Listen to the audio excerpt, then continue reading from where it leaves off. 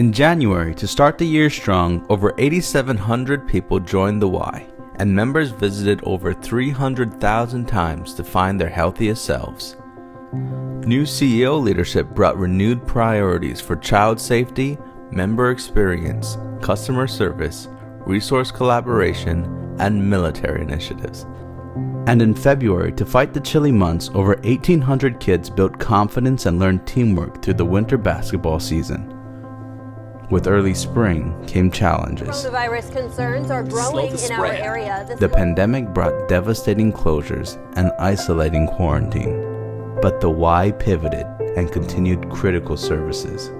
Emergency care for essential personnel and eventually Camp Hope for anyone in need of care served 300 kids, allowing families to return to work knowing their children were safe.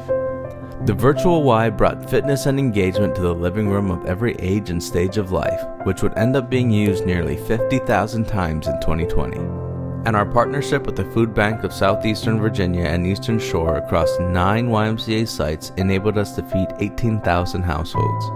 In April, we felt the full generosity of our members as over half of them decided to stay with us throughout the closure, making it possible for the Y to continue to serve in critical ways.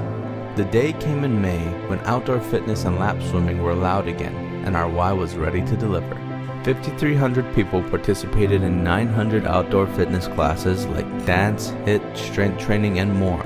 This outdoor option offered a much-needed mental and physical outlet for our members. After nearly 90 days of closure, Ys in Virginia began to welcome members back through their doors with thoughtful safety measures. Summer camp in full swing allowed 2,000 kids to experience summer in a fun and safe way at the Y.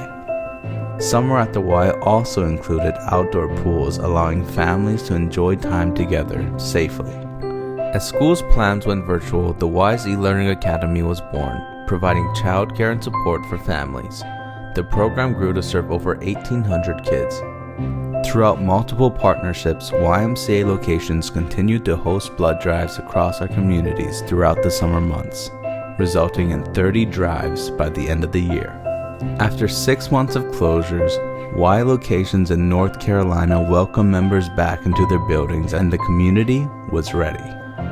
As recovery efforts continued throughout the pandemic, our September membership campaign focused on belonging, to remind our neighbors that the Y is truly home for all.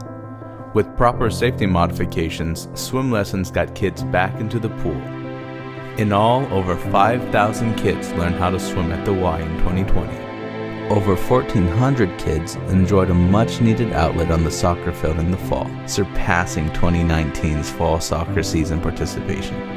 Generous supporters donated nearly $120,000 to the Y on Giving Tuesday, the world's largest day of giving. In the largest one-time gift in our Y's history, philanthropist Mackenzie Scott awarded $10 million to help continue the work of bringing our neighbors home to the Y. Volunteer work continued throughout the end of the year, resulting in nearly 12,500 combined volunteer hours from over 3,000 passionate volunteers.